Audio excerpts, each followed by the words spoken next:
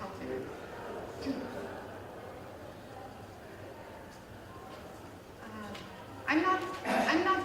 Today we are going to talk about tailoring the messages and branding the movement. But before we start our formal presentation and formal session, I want to talk a little bit about myself. I'm not a PR expert. Far more so, I'm not a marketing expert. I'm a grassroots activist from Georgia. Right now I'm 32 years old. When I was involved in activism in my country, I was 22 years old. And that's when the Georgian Revolution, so-called the Rose Revolution, happened in my country. I'm here going to talk only about my experience and the experiences of some other nonviolent movements, how they managed and how we managed to tailor messages and to brand our movement to the extent where not everyone, but most of the population in my country supported the ideas of our movement, supported our movement to the extent that they were able to act in the name of our movement, able to come out to the demonstrations in the name of our movement, able to somehow treat the activists of our movement in a nice way, not in a brutal way as government wanted to and the regime wanted to perceive, but in a really nice, amicable fashion. How we came to this idea, and I want to tell you one story, which happened a long time ago.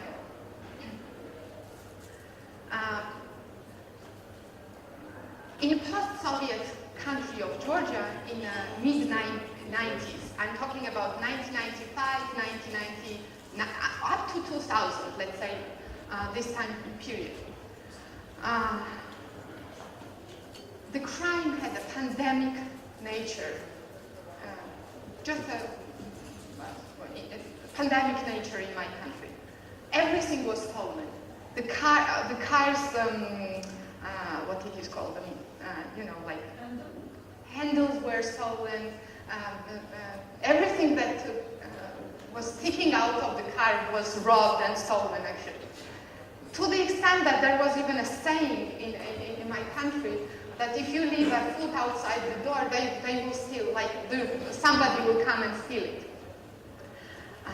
So in the country where the criminality had such a pandemic nature, one very interesting group,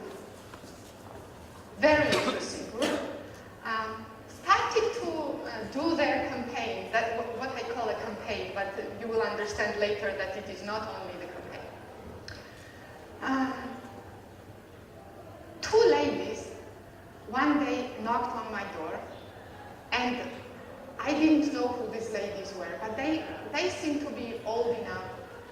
They didn't, from this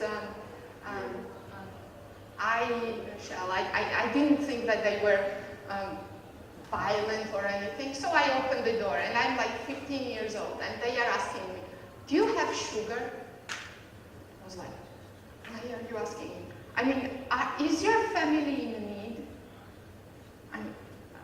Well, we do have sugar, but yes, my family is in need. Like, we have some problems in terms of electricity, this, that, and I'm talking about like all the things that I know from my mom and my grandmother who are complaining all the time about, basic stuff.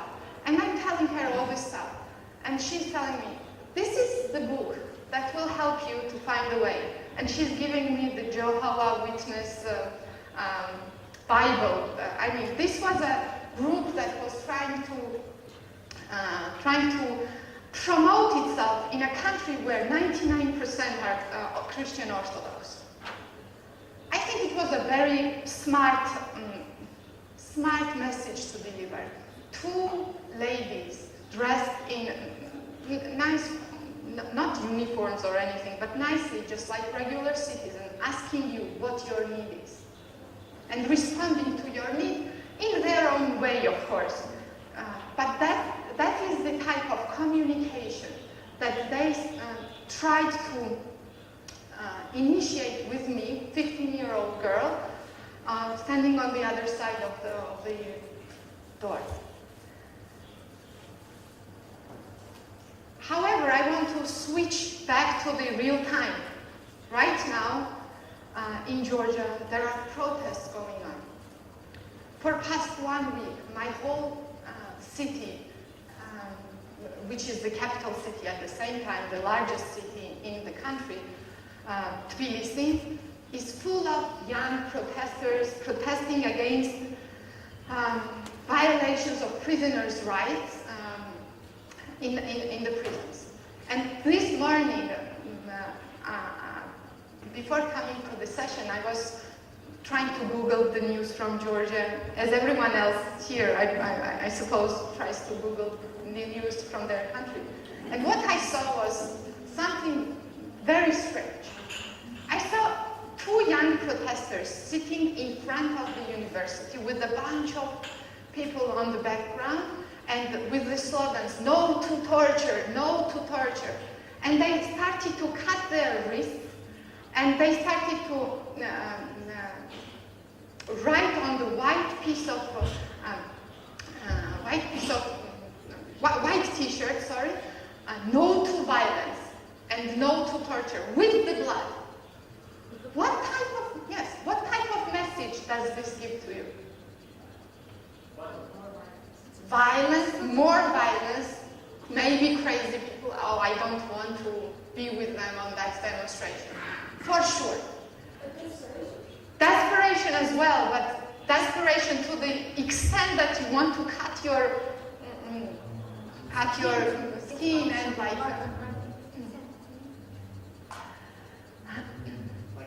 Are you sure that it's the real blood? Maybe they just use it to point that or something. Maybe it's just the color. Well, I mean, I'm not sure about the whole context. I'm just telling you I saw it this morning, and I thought it might be a good example to portray what type of messages we as a movement, or we as a protest group, or we as a bunch of people who are trying to change something, what type of messages we deliver. When you speak, please speak into the mic so it can be translated. Sorry. Thank you. Sorry, I'm sorry, I forgot to mention that. Yes, please. Oh, just a second. أنا نجمة من تونس. Just a second. في تونس. Can you help me?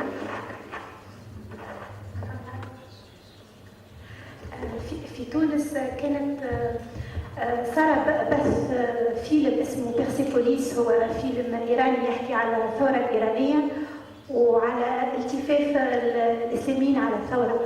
وكان المقصود من الفيلم هذا وقت اللي صار البث بتاعه هو تحسيس التونسيين بمخاطر التطرف والركوب على الثورة. لكن هذا الفيلم الحدث كان عنده انعكاس بدرجة 180% على الشعب التونسي، على معظم الرأي العام، لأن كانت فيها الدبلجة كانت خطيرة، كانت الدبلجة عنيفة. الفرنسية كانت مختلفة عن الدبلجة التونسية. الدبلجة التونسية كانت عنيفة في بعض المصطلحات، والشعب التونسي كافة فهم الفيلم خطأ، فهم اللي كانت فما صورة الطفلة تحكي، ما نعرفش كان انتم تعرفوا في الشريط هذايا القصير اللي هو عبارة على صور متحركة، وهي الطفلة كانت تتحدث إلى ملاك. فأنا بالنسبة للنظرة نتاعي هي الطفلة كانت تحكي إلى ملاك وتريد أن تعرف ماذا صار بأهلها وببلدها. لكن كان التركيز والتأثير على الرأي العام بهذاك كان مس في المقدس وكان مس في المعتقدات التونسية، وخسر كثير من الأحزاب اليسارية بعد بث هذا الفيلم. وضعتها مشكلة ولا عقيدة ومشكلة هوية تونسية وخالف تماما الموضوع. I understand. Just a second. I understand what you are saying. In a movement, if it was a movement which was continually asking for protection of prisoners' rights in Georgia, something like that, cutting a wrist of a young kid and pouring the blood out of this wound and writing it on somewhere, on some type of a T-shirt or a wall, that would anger like whole country, and the whole country would demonstrate with these kids alongside. But this is an isolated, let's say, isolated get-together of students or protest of the students, which does not come to the point where everyone understands what is going on. I think in your case, the case that you have described, the society was already on this side where they were able to act. Tailoring the message and branding also has something to do, not something to do, but it also has a lot to do with the timing of when you deliver what type of message, how and to whom. But, yes? Excuse me, everyone, there's an error on your flash drive, so he's going to just come around and recollect them. You will get them again, but there's a mistake on them. Thank you. So just to comment on your observation, I think the timing was right when the movie came out, because the society was tired enough and angry enough to react upon it in a way that your movement wanted to react upon it. Do you understand?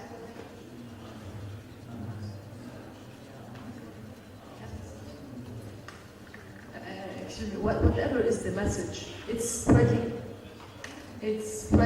violence. It's saying not violence, but it's spreading violence. Yes. So whatever is, it's getting a backfire. So it's not the right message. That's it. That's what I'm trying to portray in the case of Georgia right now.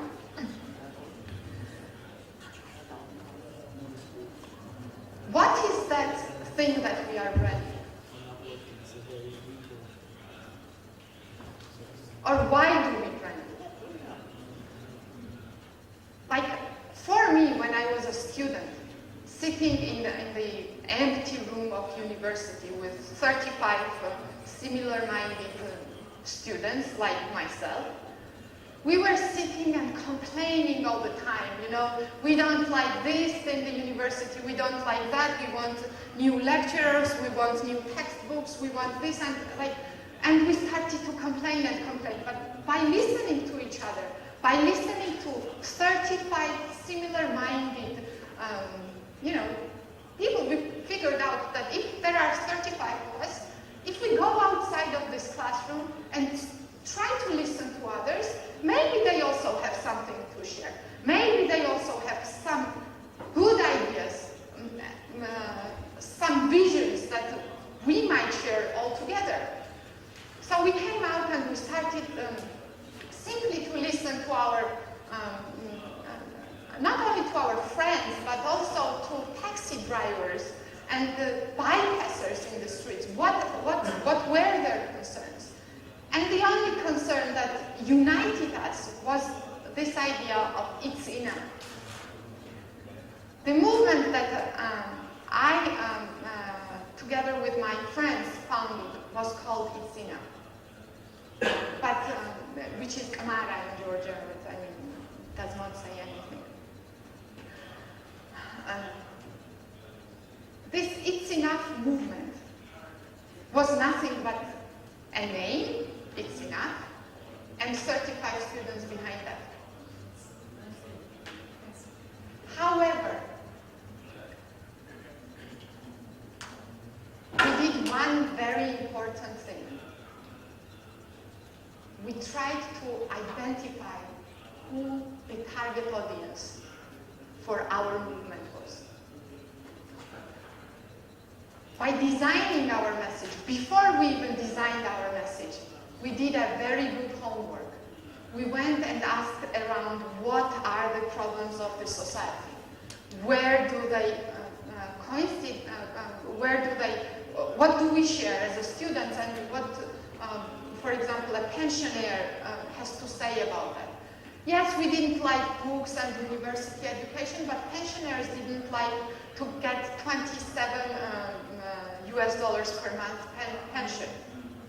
Some of them didn't like the conditions they were working in. Some of them didn't like to bribe police every time they were stopped in the street. So before even going deep to tailoring the message or to coming up with the key message of our movement, we did our homework.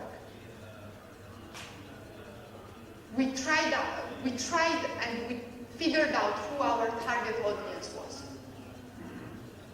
We'll talk about this in detail. I will just go faster because as much as I like to talk a lot about this, I figure out at some point that we run out of time so fast that I cannot even imagine.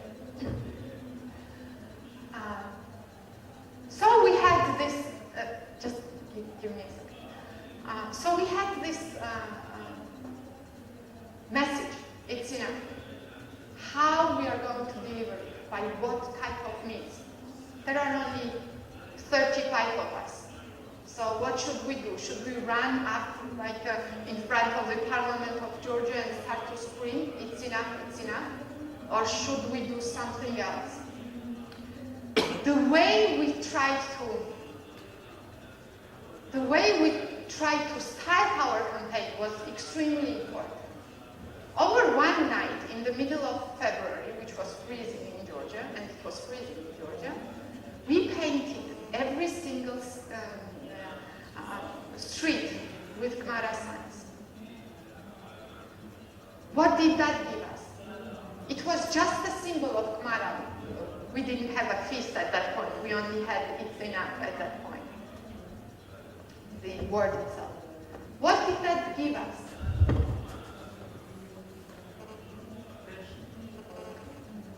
Well, attention for sure.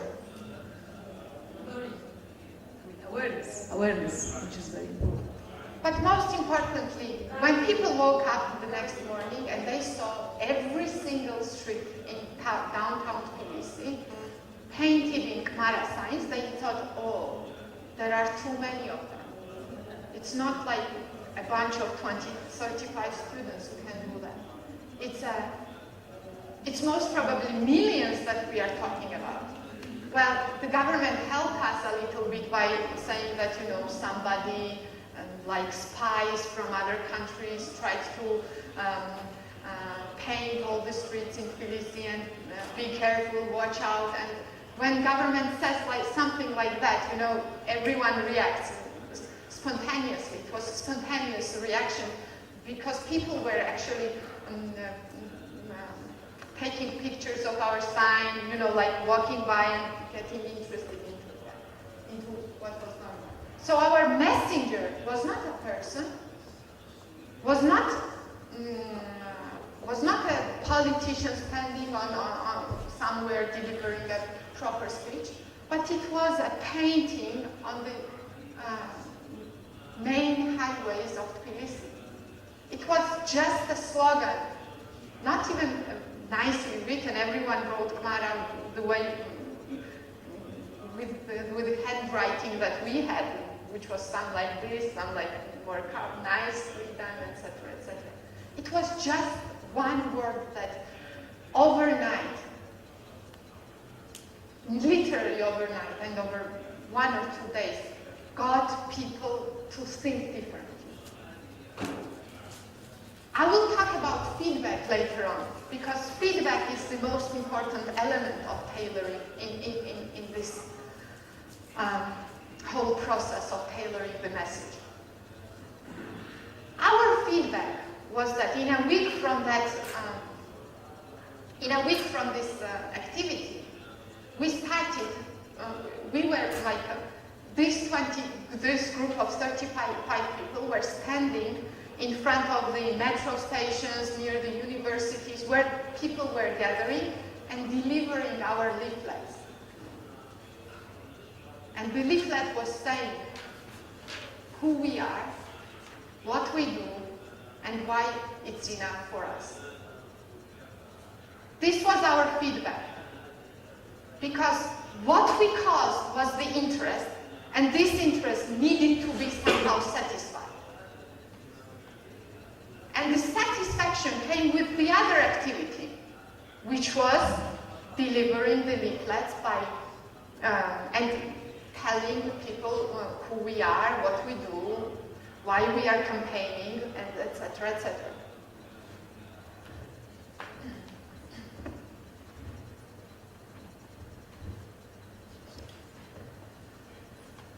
So what are we selling?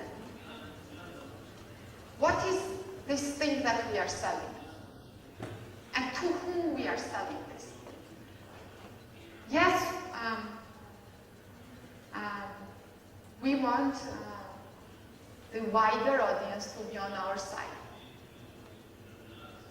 We want general public to support our cause as a non-violent movement. However, this public is not like a huge, I mean, if you don't divide your target audience in two pieces and identify how to talk to each part of it in a different manner, you will not be able to achieve the success. At least this was in our case. The only time we made change possible, and the only way we made change possible, is through targeted communications. We targeted each segment of the society with different slogans, different messages, different issues. And this is what we call the core engine of communication. And this core engine is divided into 4 major subgroups. For me personally, and for my purposes in my country, we also divided these core 4 groups into subgroups by themselves, and targeted each piece of it, each piece of these subgroups by specific activities, specific actions, and specific maneuvers and tactics. However, just to give you a broader idea, who are these targets that we want to address as a non-violent movement? Who we want to sell our idea of better tomorrow, better future?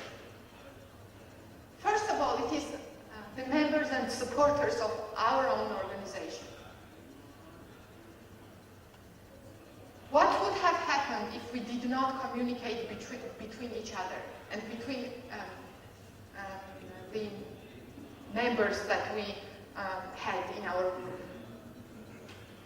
Nothing. We would go all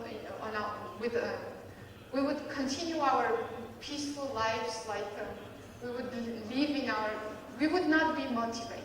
We would not be bold enough to come out and risk our sometimes life, sometimes family status, sometimes personal relationships. We did risk a lot, but we did risk this because we were constantly communicating between each other to make enthusiasm grow up, but at the same time we communicated to other parts of the society. Because if we start to communicate only between each other, and this was the discussion that we had several days ago here in Amman, what if we start to communicate only amongst each other, like Wall Street movement, for example, Occupy Wall Street movement? We become isolated. We become marginalized, and we become like, these fancy people who think that they know how the future should look like. On the other hand, we noticed that there are potential allies to our groups. Who are these potential allies? And what want we to achieve, what do we want them to do if they join the nonviolent movement? I'll tell you one story about that, and that's my favorite story, because that also happened during the campaign, the Camara campaign. So after writing down the Camara signs in the street, and then after delivering the leaflets, we, the group of Camara, had to come out and show itself to the wider audience. Like we had to show that we are a force, and we can change something in our country. But there were still only 200 of us at that moment. Not too many people. You cannot close the street of Rustaveli, which is the main avenue, with 200 people. It's impossible. So we needed to communicate with our potential allies that there is an interest for them to give us their activists, to support our cause. So, who do you think some of the potential allies might be? Opposition parties, NGOs, that work for democratic changes, human rights, etc., etc. The ones that have clear infrastructure, and the ones that, if you ask an NGO to give you 500 activists, they might not be able to do that right away. But if you ask a political party to give you 500 activists, they have their own networks in regions, in the cities, in the neighborhoods. So they are able to mobilize it with just a splash, slap. So we did a very tricky thing. We contacted the youth part. Every political party has a youth branch of it or whatever, who are usually very ambitious, very, good-looking in suit guys and girls, like over ambitious and etc., etc. But we went to one group of this, to one party of this youth movement, and told them, this other party is giving us 500 activists tomorrow for our demonstration. They are mobilizing and bringing their kids to our protest. How many can you bring? Or do you have any type of activists that you can join? And this guy was, I'm bringing 1,000. Because they are over-ambitious, because they are over-ambitious. So with that 100 promise, we went to the other group. And they gave us 1,000. And that's how we went. We went to 5 political parties. At the end, on April 14th, which was the inauguration parade of Camara movement, we had 15,000 protesters. Well, most of them youth party activists, but who cared? Our message, the message that we wanted to deliver to the regime, is that there are many of us. And we achieved that. Even though it was just for one demonstration, and it was not we did not block anything for weeks or anything. We went there peacefully for 3 hours, did not do anything, marched around the parliament and came out. That was it. We showed the government that we have a force. Sorry? You need to speak one other. Yeah. So this is how we try to communicate with our potential allies. Now, let's talk about wider audience. If we talk about wider audience, Blackberries in the... how many of you have Blackberries? Blackberry? How many of you have iPhones? Okay. The others are Android. Sorry?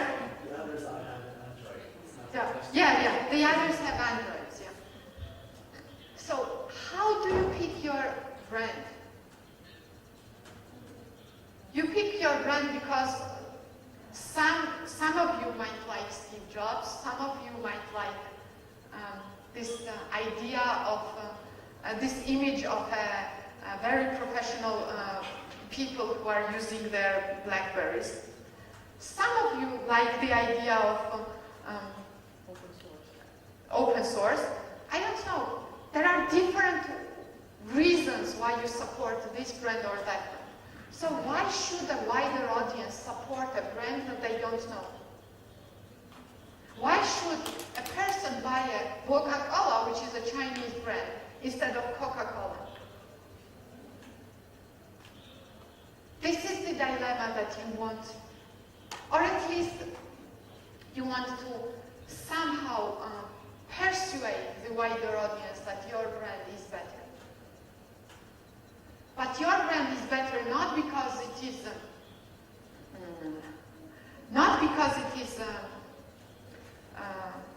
branded that way. Your brand is better because the ideas that you propose, the messages that you give out, and the people that are involved are genuine. They are not some type of, paid activists that get money for that. They are not like, they are genuine, and they give out their, they try to give out the hope that you also have somewhere deep in your heart as a member of that audience.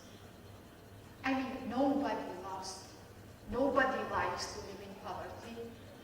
Nobody likes to live in a country where there is a violation of human rights. Somewhere deep in the heart, everyone wants to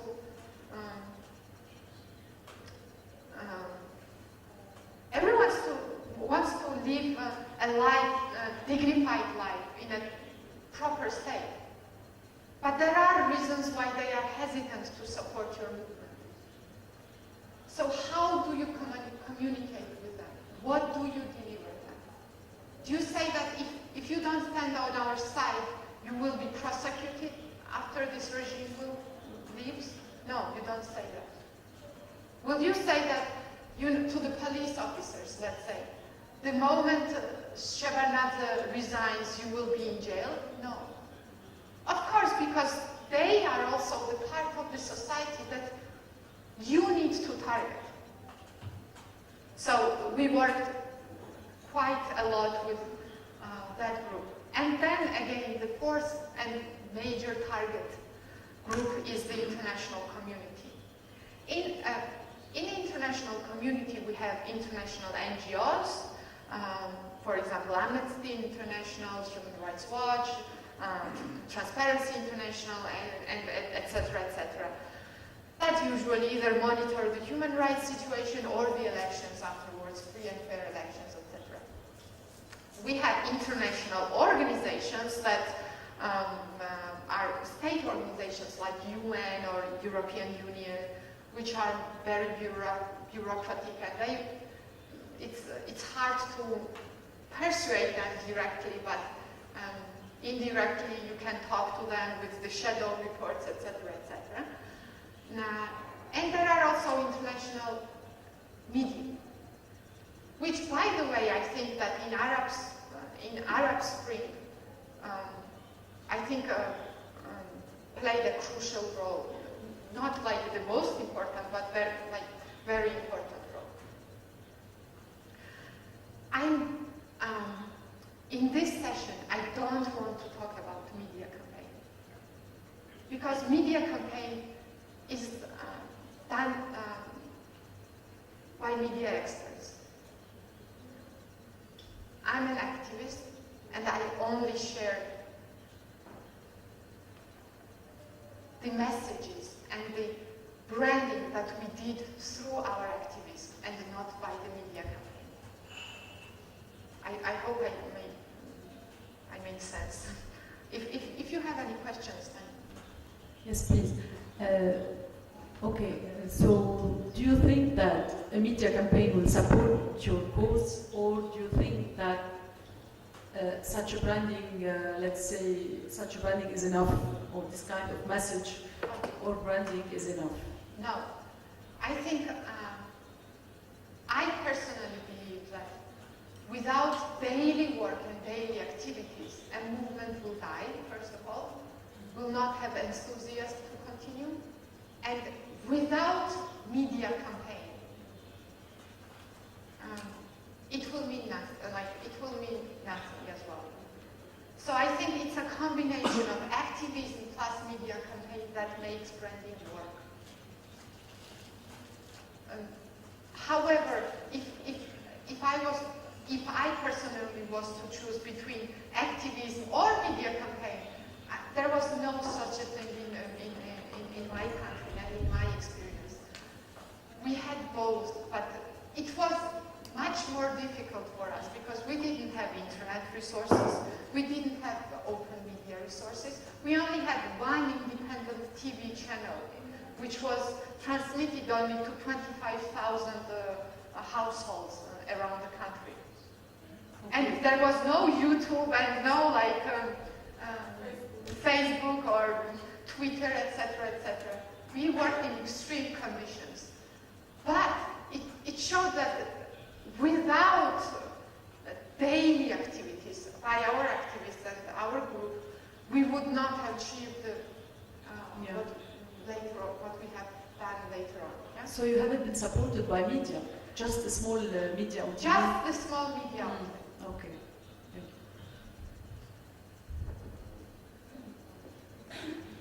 you. Yes. تحدثتي عن الجمهور في الجمهور فما المستفيد والمستهدف. احنا بالنسبه لتونس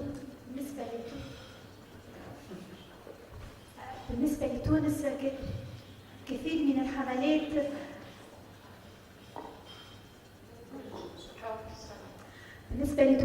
من الحملات كانت تقوم بها النخبات الثقافيه، النخبات التونسيه، النخب سامحوني، لكن لم نكن نستطيع ان نصل الى مبتغانا.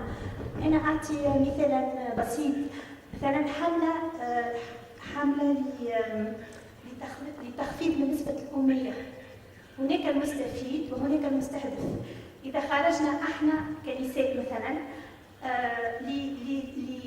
للقيام بحمله ضد الاميه وللتخفيض بهذه النسبه، هناك فئات مستضعفه من النساء والرفيق، هناك فئات مستضعفه من النساء والفتيات والرفيات الذين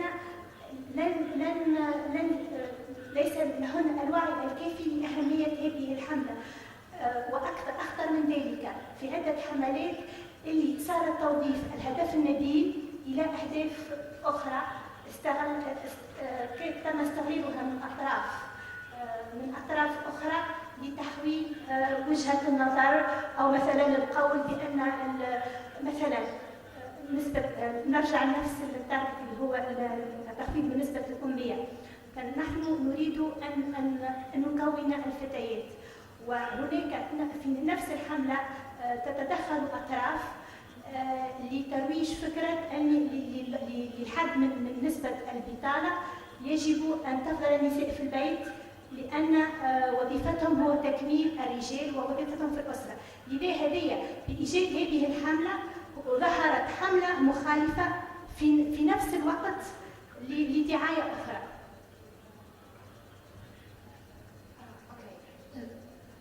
The first thing I said, and the first thing I started our session with, is that yes, you need to identify your target audience, but you also need to identify what are the needs of the target audience that you are talking. If you are approaching an illiterate lady in a village who has been staying at home cooking dinner and did not want to engage in any social activity, what would she say? Like, if you as a literate person go to a village and tell, you know, I'm clever, I can read and write, and you cannot.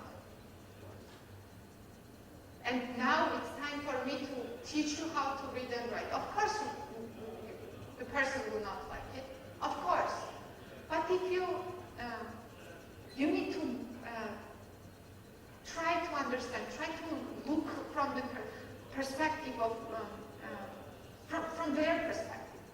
But if you tell that person or that lady, you know, it's good for your children to know how to read and write. Maybe you don't want, but if your children start to read and write or like learn how to read and write, then they will get rich, then they get this, then they get this, then they get, I don't know, better jobs. Because that's also her promise. Usually, none of the ladies who, like, at least I don't know a woman who wants to marry her daughter off and for her to be unhappy, sitting home, cooking dinner, and maybe it's also a perfect lifestyle, but in my society, I don't know this type of people, too many of them. I don't know that much. I hope I explained it better.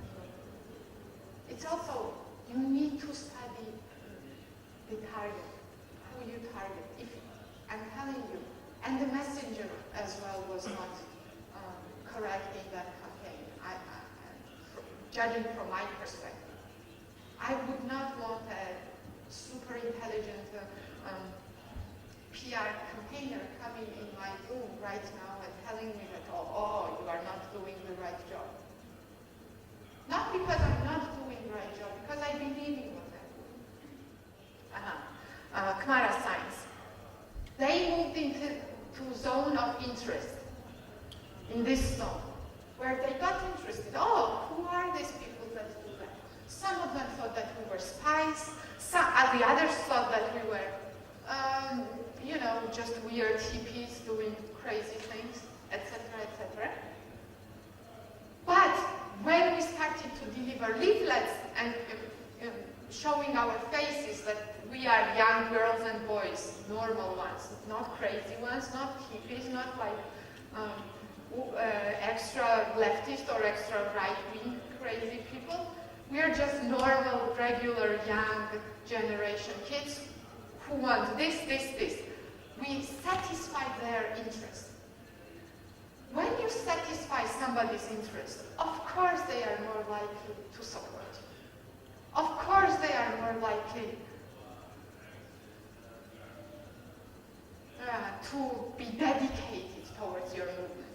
So we move step by step, with many different activities, many different actions, to this zone of dedication. And when they are dedicated enough, when they are motivated enough, when they know a lot of what, you don't go and you don't buy Coca-Cola. You go and you buy Coca-Cola. They come and act in your favor. Yes.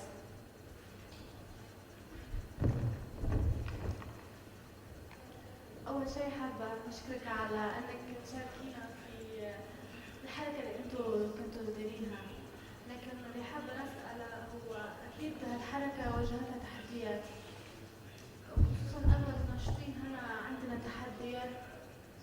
تحديات في مجتمعاتنا، يعني عن حقوق مرأة ومفاهيم جديدة حتدخل لمجتمعاتنا. فأول شيء ممكن يصدنا مش الحكومة ولا السياسيين، هو الشارع نفسه، لأن احنا مش كلمة شارع، لأن كلمة شارع مش حلوة في تونس. هو الناس، المجتمع، يعني التركيبة المجتمعية هي أكثر شيء ممكن يتحدى الناشطين، خصوصا الحقوقيين. فكيف ممكن تتعاملوا مع هالحالات لأنها متواجدة بكثرة يعني؟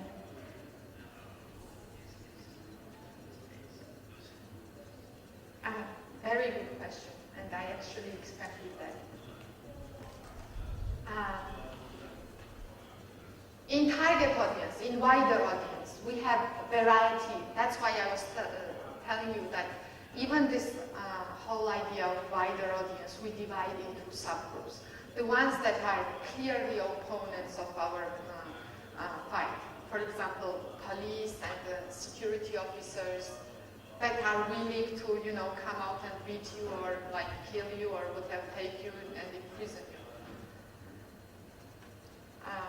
These are the extreme cases. But there are also, and I will tell you how we handle this type of situations later on. Yeah. But there are also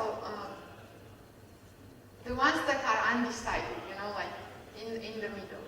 And they are the most in the numbers. But they don't care about politics. They don't care about democracy or human rights or I don't know. Like, I have to tell you one story. My husband, when I was married, my previous husband, whenever I was demonstrating, he was playing tennis. I was like, what the hell is going on with you? Like, I'm killing myself nearly on a daily basis trying to demonstrate, do all these activities. And he actually, living with me, was playing tennis. So what we did is that we targeted them in the places where they are, the indifferent ones, like my husband. So we had this whole campaign of clean the yard, let's say, where we, in the neighborhoods, we cleaned together with the, grandmas and grandfathers and all our activists together in nice t-shirts and cleaned with them the garbage. And by cleaning the garbage, we were also trying to tell them, directly or indirectly, during our communication, that if you clean your garbage today in your yard, you will be able to clean the garbage, the country from the garbage, meaning the regime. So, of course, everyone likes to have a clean yard, but nobody was coming out to clean it by themselves. Everyone was waiting for a government to send somebody to clean the yard for themselves. Do you understand what I mean? So we targeted, we also had activities towards the sports fans, like crazy sports fans. Soccer is very popular. Football is very popular in my country. And we have nearly in every square, in every neighborhood, small soccer fields. And the boys and girls are, well, not girls, boys are playing tennis and girls are looking and cheering and then are happy usually. Not tennis, but football, sorry. So what we did is that we did sports tournament between the neighborhoods. It got really going on because the slogan of the message, the major message of this, it's enough to not be sporty, I cannot translate it well, but it's enough to not be engaged in sports. And that was our main message for that movement. And on the back of the T-shirt it said, because we love our country. It's good to be sportsmen, it's good to be healthy, it's good to be active. That was our thing that was going on. And we had this tournament. And the whole city from different neighborhoods were coming, like the boys, the ones that are crazy fans, were coming to that soccer fields and cheering for their friends. And we were able to distribute leaflets. And they were asking us, oh, where is your office? How can we contact you? If you need any help, we can join you. We can somehow help you out. Just let us know. And these are the guys, that usually are chilling in the street, doing nothing, just chit-chatting.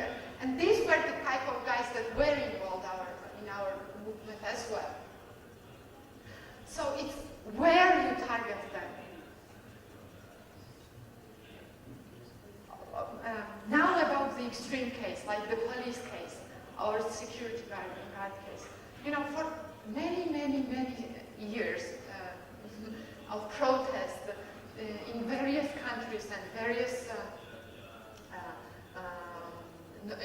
in various non-violent struggles, people were, the demonstrators themselves were abusive towards police and security. They were throwing stones, and they were yelling at them, and like saying bad, swearing words, etc., calling them dogs, or I don't know, like bad words. So I really liked the campaign that was. It was not a campaign, but it was a type of message that was delivered to the police. When the demonstration was taking place, they would bring flowers, and the nice ladies would give out flowers, and I don't know. In our case, it was not flowers; it was roses. That's why it's called Rose Revolution in 2003. But in other cases, the protesters were held in mirrors, like mirrors, so that when they were protesting, the police were seeing themselves, from the other side. I mean, it depends what you want to communicate, and it depends what type of message you need to deliver, and how you want to deliver. That's the main idea. Yeah. Oh. Yeah.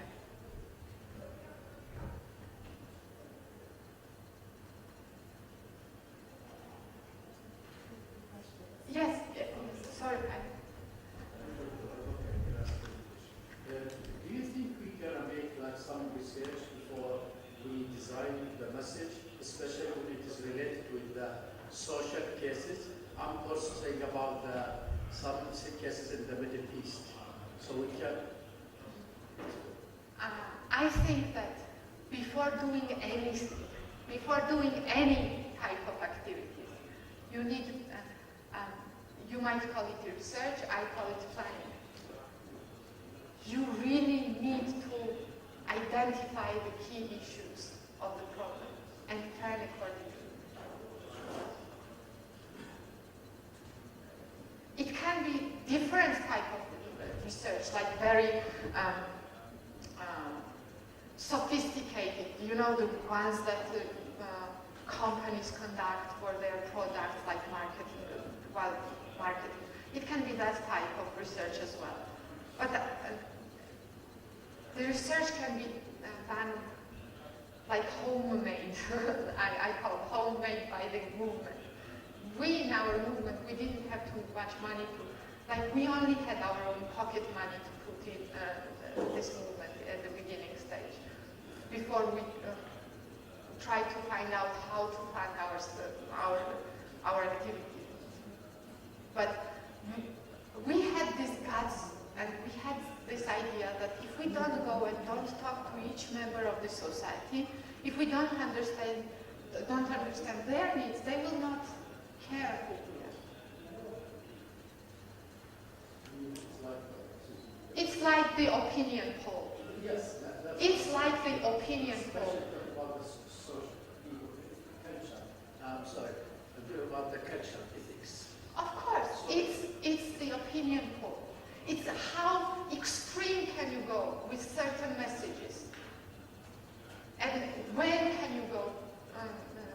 That's what you are practically researching during your whole campaign. It's like you change some culture ethics.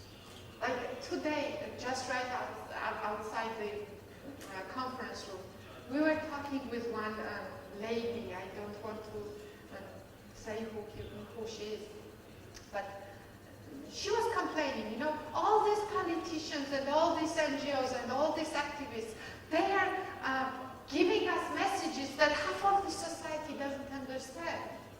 Of course they don't understand, because they don't support that message. Because nobody asked the member of the society, what is your problem? Is it extremism, poverty, corruption? What is that is your problem? How I can design the message that will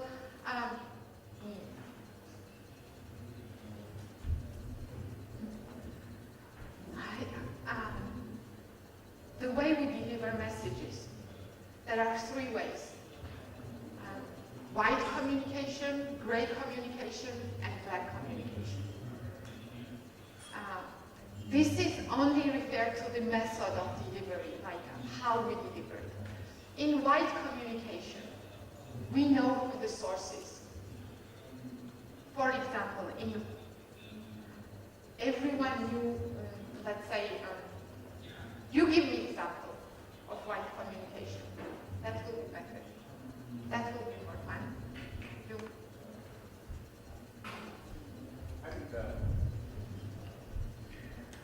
For the white targeted communication, first is, if I write that message, everybody know, who I am, exactly where I am, and they know exactly the source. Simple like that, and it's very straightforward, and it's a truth. We all had this in various moments of our life. We all communicate through white communication channels. But there is also a gray type of communication, where the source or the author is unidentified. It's not misleading, but it's simply anonymous. That's it. The first several activities of our movement where we were painting, it was anonymous. It was a type of gray communication. What about the black communication? Yeah. And can you give me an example? Is that like the Yes Men? When they represented, it was a group of activists who basically said they were from the World Bank, but they were actually not, and they went to conferences in the name of World Bank, and basically like gave messages on behalf of World Bank and making World Bank look, actually like exposing the incredible, not World Bank, World Trade Organization, exposing how bad the policies of the World Trade Organization were. Yes. In simple terms. Yes. That's when you trick the society by giving misleading source who the authors of the campaign or the messages. And we also did something similar in our case in Georgia, but we only used it once or twice during our whole campaign. And it can vary. In different moments of the campaign, you might need to do white or gray communication. Less so the black. This is the least effective method if you are not aware how to use it properly. So we used like mostly white and gray methods of communication. But there was one really funny instance when we used the black communication and it worked perfectly. Several our activists were not detained, but expelled from the university. Just because they were activists, not because they were bad students or not because they did not violate some type of discipline. No, just because they were activists and were anti-regime, involved in anti-regime movement, they were expelled from the university. And every university, at least during Shevardnadze's regime, had the student union, which was like communist type of organization, with like communist type of students that were simply like new bureaucrats of the regime. So this student union wrote a support letter for the administration that, oh, we really like your decision that you dismissed the students from the university. However, because one of our friends was working with the student movement. We also had like our spies in different organizations. We forged that document, and the press release that went out to the press with the student union logo and the signature and the stamp said that the university did something very bad. They expelled 3 most important students of our our campus, etc., etc. And that was read on 8 o'clock news channel, like a news program on the main TV, on Central TV station. How we did that? We used the black communication. We misled the society that really the student union was so progressive that they supported the activists. But by doing so, we actually achieved something more. It was read out loud on the national TV channel. It was read on the prime time, which is like when everyone watches TV. And third of all, people became sympathetical to the 3 guys who were expelled from the university. So sometimes it works. The other times it's kind of dangerous. You need to be very careful with this type of communication. Oh, and I have only 45 minutes to go. Yes, I do know. I will skip. Actually, I did cut this morning my whole presentation of 25 slides into 15, but I need to cut it even more. So I will miss some parts of it, then don't worry.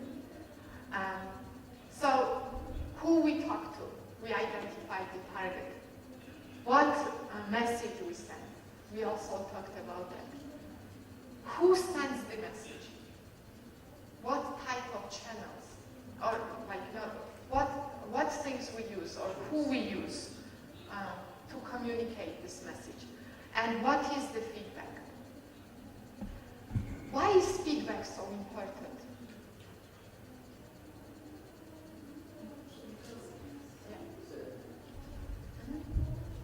To know if you're right. Sorry? To understand if you are doing it right. Yes. At the same time? To send your image, to represent you. The speakers is representing a cause, an image. At the same time, to continue the campaign, to continue it in the right direction. So we should stop, I'm sorry. Feedback is important because when you start getting feedback, you know that you're doing the wrong thing, so you try to correct it to go in the right way. So this is why feedback is very important. Definitely. To ensure that you change. Definitely. When you make mistakes, the audience responds right away. And if you don't change that, you are in trouble as a movement. You are in deep, deep trouble. Yes. No, I was going to say that to improve from your own mistakes Yes. and to keep a better connection with your audience. Yes.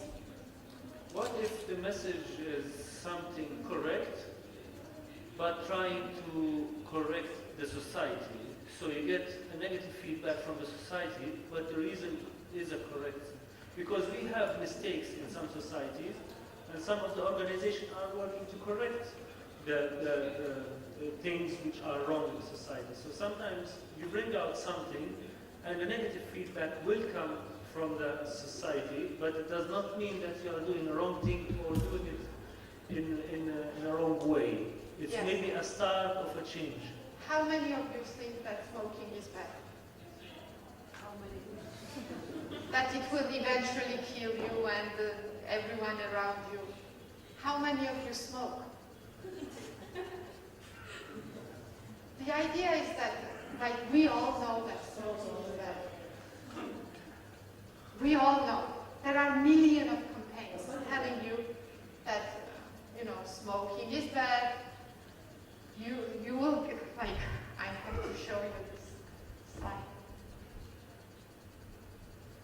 quick, like, you know, it's the bullet is on the top and the cigarette is on the bottom, and it says bullet will kill you quickly and cigarette slowly, or like just quit it, and etc. etc. All this type of campaigns that are against smoking.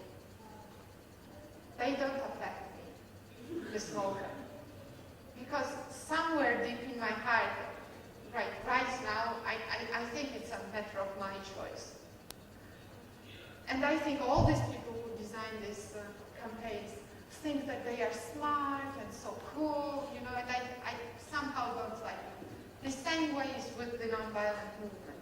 If whenever the nonviolent movement decides that they are smarter than the general public, that's when their problem begins.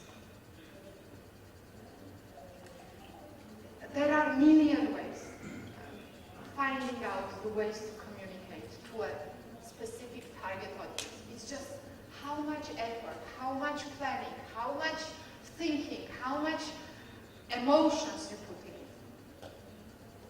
You know, what would work on me if I had to stop smoking? If I see my kid, who is 1.5 years old, she smoked my cigarette. That would kill me, and I would literally.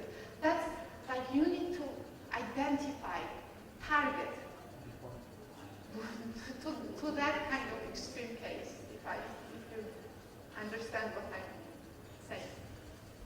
So the characteristics of the message should also be, and they are written there, and I'm sure you understand. The message has to be clear. It has to be based on the true facts. It cannot be misleading. Misleading the target that you are. I mean, it has to be based on the true facts. You cannot say you cannot falsify the message. You can spin the message differently and tailor it according to your needs, but the fact of what you are saying should be there, and it has to be true. So it has to be clear, consistent, unique, convincing, true, and relevant. For me, anti-smoking campaign only will be relevant if my son starts to smoke at the early age. I mean, that's the extreme case. Sorry. Yes.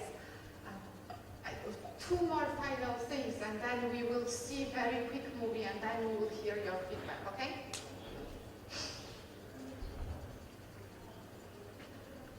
Here is the list of what we call the messengers, or the tools how we can communicate.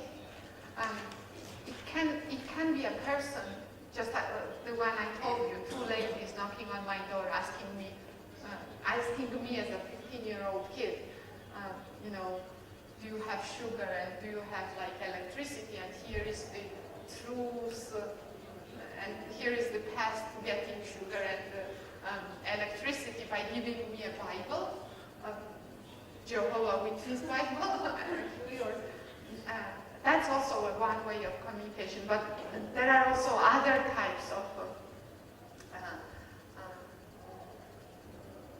messengers that we can use. It can be slogans, posters, leaflets, skywriting, earth writing, internet, media, etc., etc.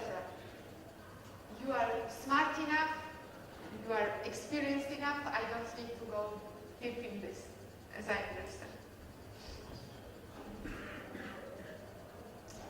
And so, what do we sell? We don't have a product that we sell. We don't have a product that we brand. What we brand is a hope. A hope that every single individual has in their own heart. And this hope makes revolution peaceful revolutions happen. At this moment, and I'm on this high note, I want to switch to the very interesting movie, Bradley movie. And we will continue the discussion afterwards.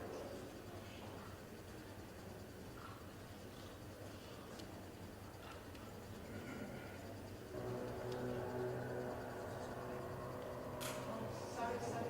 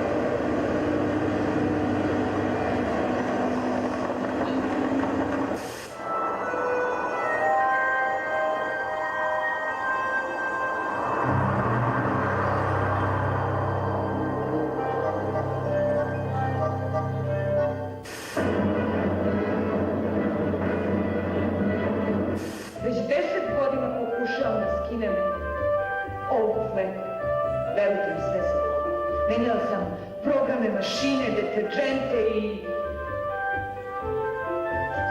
Sada se pojavila nova mašina. Ona ima odličan program koji pouzdano, sigurno i nepovratno skida obuk i slične mrlje.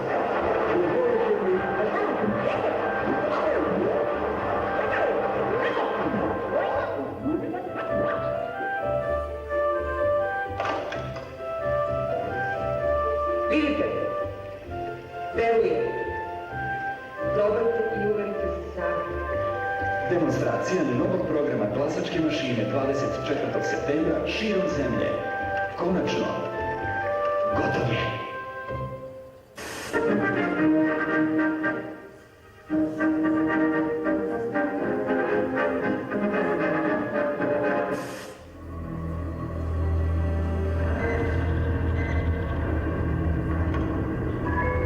Jedan dan je promenio sve.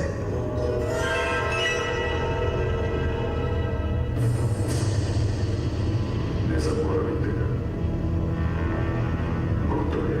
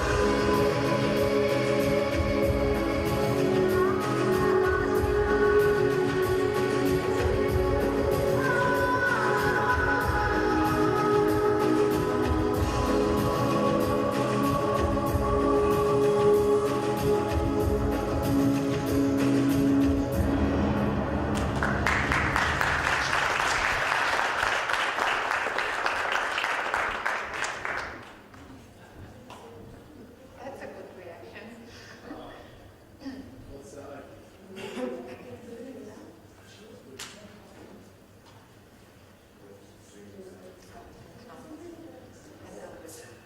Now the floor is open for you.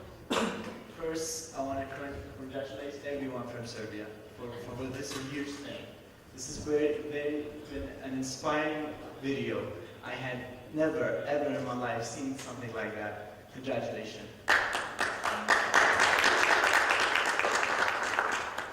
Actually,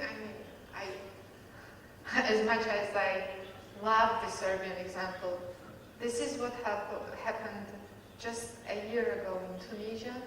This is what happened a year ago in Egypt.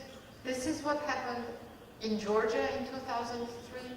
This is what happened in Ukraine in 2004. This is what happened in Maldives in 2008. Yeah.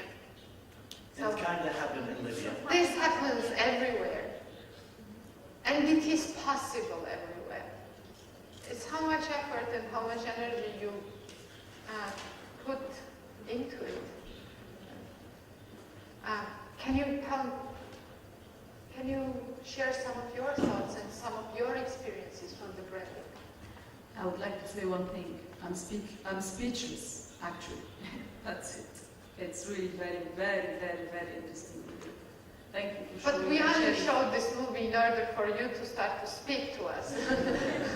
Actually, that was that's the effect that we wanted. Maybe I did not do a homework and I did not do the target audience. Yes. Well, I have one really practical question, and that's if you do such a spots, how do you deal with the copyrights and the music and so? Sorry? If you do such a spots, you know, and if you want to create your spot for your brand, how do you deal with copyrights? Oh, I mean, this movie was done afterwards, after the revolution, and it's not for like, I don't know how to explain. It's not like advertisement or anything. It just shows you how the struggle between brands happened. Yeah, well, no, this is really a practical question. You are using music, you are using like from the archives things, and so I just want to ask for myself, if I want to create my spot for my movement, and I want to use the music that is really fancy and is really attractive, do you deal somehow with the authors of the music that you can use it? Do you ask for permission? The mastermind of Serbian revolution. Well, when it comes to the graphical identity of Otpor, created by a young, not young anymore, a Belgrade designer called Nenad Petrović Duda, he gave a fest to the world so anybody can use it. And there were several groups around the globe, including some of the guys present with you here on this conference. Like Kenyans have used it, the Egyptians have used it. When it comes to this movie, it was used by the people who were leading Otpor marketing team. And the documentary materials were basically coming from Serbian local televisions. And some of them are coming from Bring Down the Dictator. And when it comes to the music and photos, we normally write to the authors, and when we explain the purpose is non-profit, they normally say yes. So I mean, sometimes you ask for copyrights, most of the time for the music and stuff. When it comes to documentary materials, we can put you in touch with people who have all of this. And when it comes to these clips, we tend to translate them into different languages, so they are available to other people. They will come out in Arabic very soon, so we can distribute them widely. If our Libyan friends thinks it's inspirational, we can send him a copy. Question somewhere here. Sorry.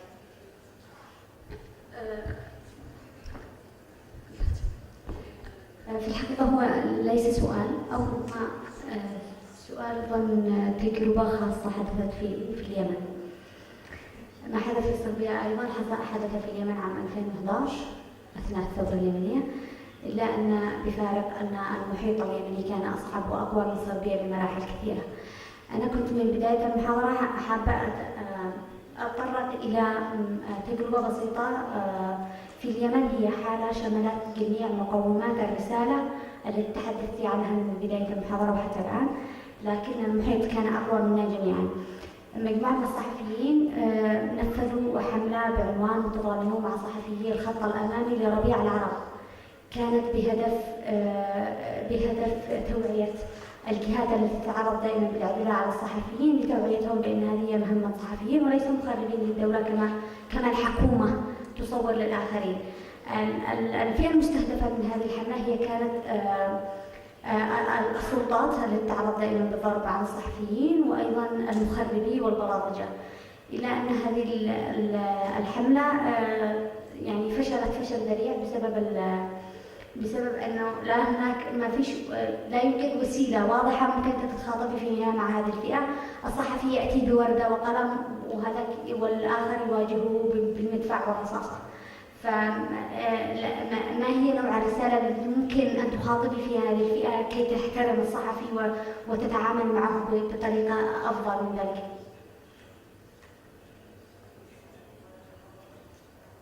Oh, I don't know.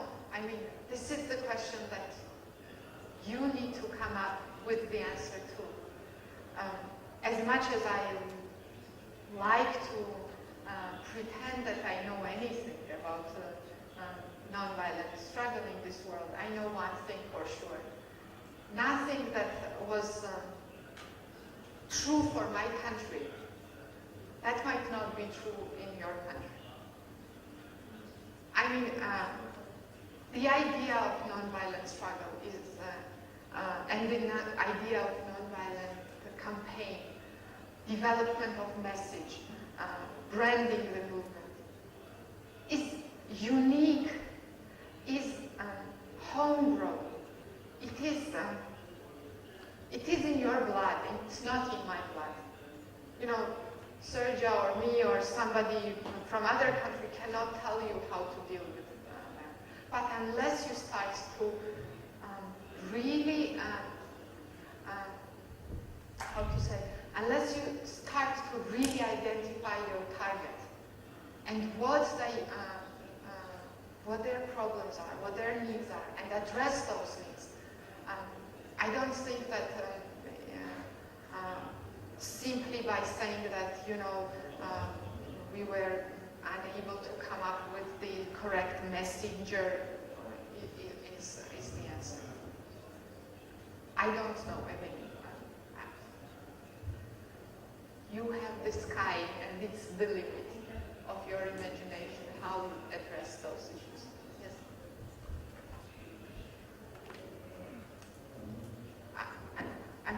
Can the lady go first? I'm sorry.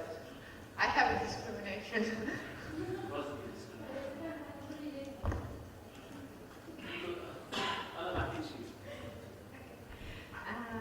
في الواقع أنت طلبتي أمثلة من لو نحن عملنا نفس هالشيء، فمش حنحكي عن ليبيا، لكن اللي حابة نحكي إن لما طلعوا أخوتنا التوانسة وتظاهروا في تونس فكان هذا أكبر مسج لمصر، ومن مصر تعلمنا نحن كليبيين كيف نقفوا في الميادين، وبالتالي صارت الثورة في ليبيا. فهنا ما حدث في تونس وما حدث في مصر كان أكبر فكرة وأكبر رسالة وصلوها للليبيين اللي كان من المستحيل أن نحن نطلعوا. فذاك الوقت كانت المرأة اليمنية تقف في الميادين في اليمن، فنحن عندنا تراثنا الاجتماعي إنه صعب المرأة تطلع واجد وتقعد لساعات متأخرة في الليل، ولكن بظهور المرأة اليمنية وهي متغطية بالأسود كان ده تعلمنا نحن حتى نحن نطلع نشاركوا في الثورة. ونفس الشيء صار في سوريا لما الشباب السوري قاعد يقاوم كل ما يقدر. فهذا الزلزال اللي بدا في تونس ومش حينتهي في سوريا هو أكبر مسج لباقي تقريبا الدول اللي عندها نفس الدكتاتوريات إنها لازم تصبي وتصحى يعني.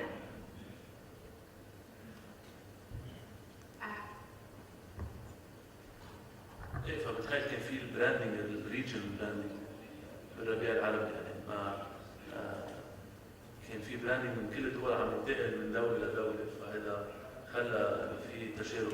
بس انا كنت حبيت بس اعلق شوي انه تخيل حيلا ثوره لو ما فاتوا شباب بغوصه الانتقال، المرحله الانتقاليه كان في يطلع مليون فيديو مثل هيدا عن كل ثوره انعملت. حتى انا فكر بلبنان بال 2005 فينا نعمل فيلم مشابه جدا للي انعمل. بتخيل التحدي الكبير لازم هلا بتخيل نستفيد من وجودنا سوا ونفكر كيف هذا البراندنج ما يتم سرقته من السياسيين او من الطبقه السياسيه اللي عاده هي بتركب على ركوب على الثورات. يعني ما بعرف اذا فيهم السورب او حتى الجورجيين، يعني السؤال هو شو صار بالقطر هلا سياسيا حزبيا، شو صار بالنشاط السياسي بجورجيا، كيف صارت الامور. يعني معظم الدول الموجوده اليوم معنا، اليمن، ليبيا، تونس، مصر، هن قطعوا اول مرحله وهلا في مرحله البناء. وينو البراندنج تبع الثوره؟ وين صار؟ نحن بلبنان خسرنا، يعني ما وصلنا لمحل. فهيدا السؤال مشان كمان السوريين يبلشوا يفكروا من هلا كيف في البراندنج يكمل. Just have one thing. نحن بس بدي اقول شغله، احنا ما خسرنا ما عملنا شيء بنفسك، بعدنا مكفيين. ايه بس بعدنا مكفيين. هلا طويله القصه شوي بس ماشي الحال.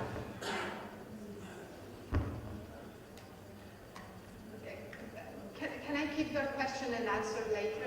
Just the question. No, I think a very good example of branding, and you were asking for examples and experiences, and it was partly based on this video, was the Ladies in White in Cuba. This was a group of women who were relatives of political prisoners. So, as I said before, in 2003, 75 activists were arrested in Cuba and sentenced to 28, 7 years in prison, some of them. So this group of women gathered at a local church, and they started praying for the freedom of their relatives, but they didn't have a clear idea. We translated this video into Spanish, and we sent it to Cuba. So they got an idea, they got inspired how to do it. So they start selling a brand, Ladies in White. They dress in white. They use flowers, that was their weapon, flowers. They start marching through the streets of Havana. And they keep on marching every Sunday for 5 years. They won the Sahara Prize of the European Parliament. There was a lot of international pressure concerning the release of the prisoners. The Catholic Church got involved. And then, 2 years ago, the 75 prisoners were released.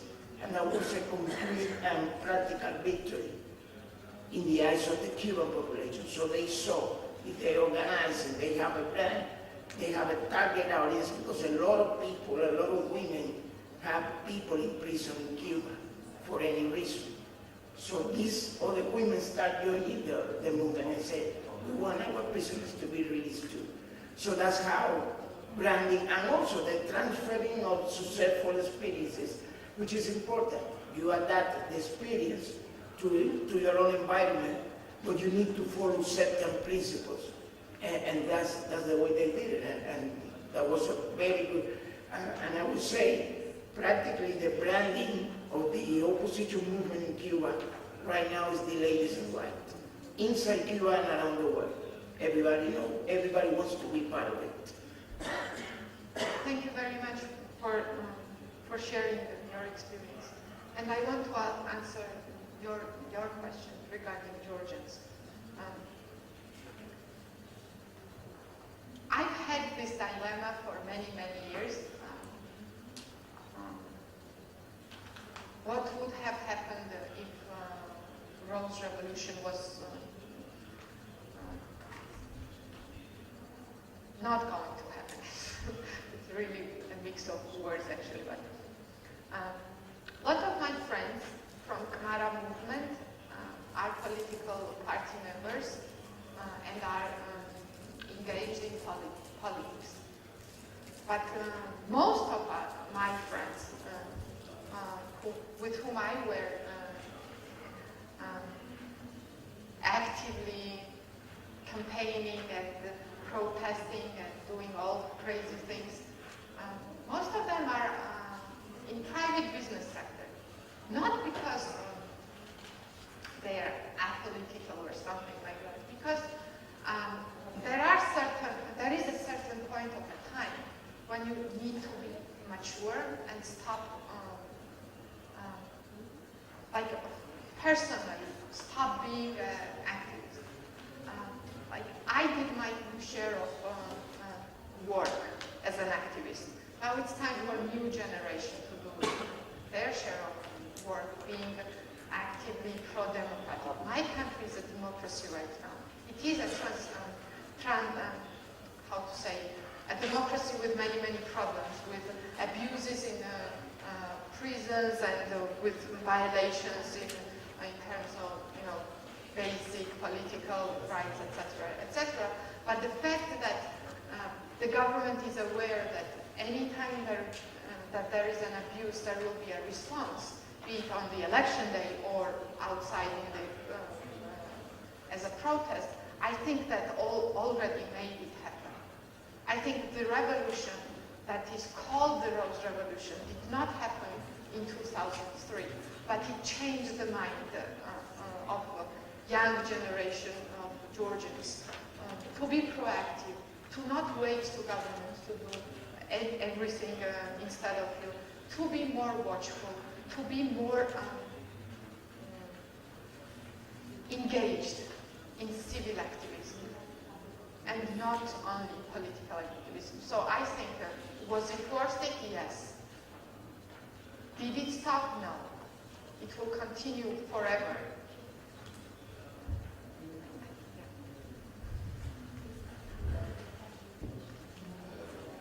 And you need to feel, just a second. Is it the evaluation forms? Yeah. Yeah, sorry, you need to fill in the evaluation forms. بس بدي احكي عن الفيلم. مش بنسيان ماني متاكد من اسم البلد، يمكن لاتفيا اللي كان فيها السينجينج ريفولوشن، الثوره الغناء يعني.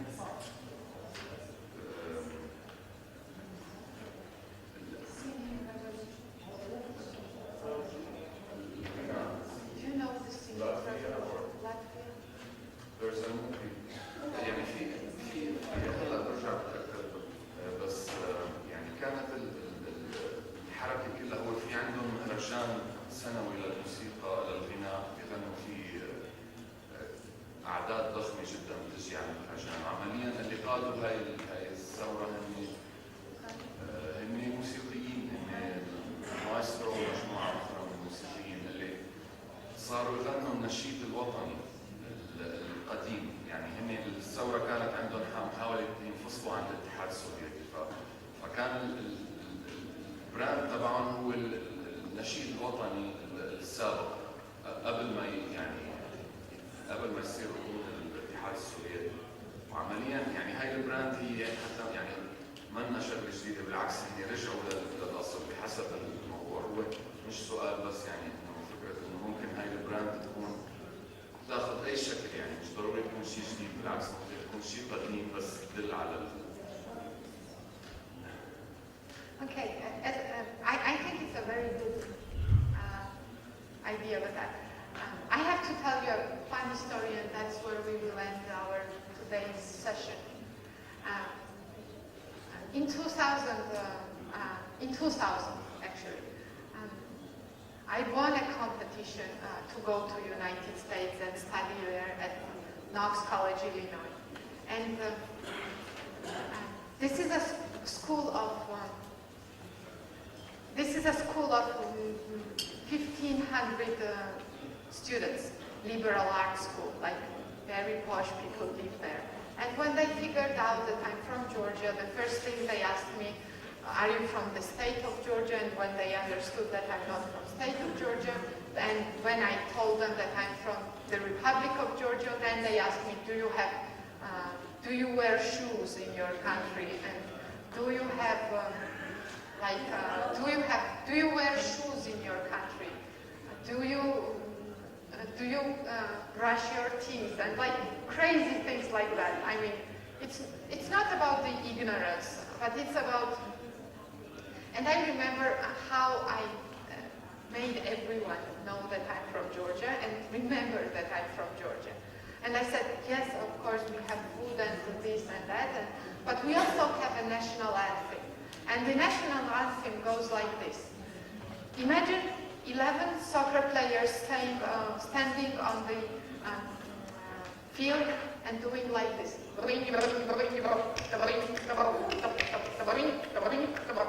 The next day, everyone knew that I was from Georgia, and of course, this is not our anthem, but you know, well, this is not our anthem, but everyone knew how I branded myself in that one day, made everyone know who I am, like, and don't ask me any, more stupid questions than they. So that's just a side example. Thank you very much. Everyone has a copy of the presentation in either English or Arabic, and please fill out your evaluations and return them. Thank you.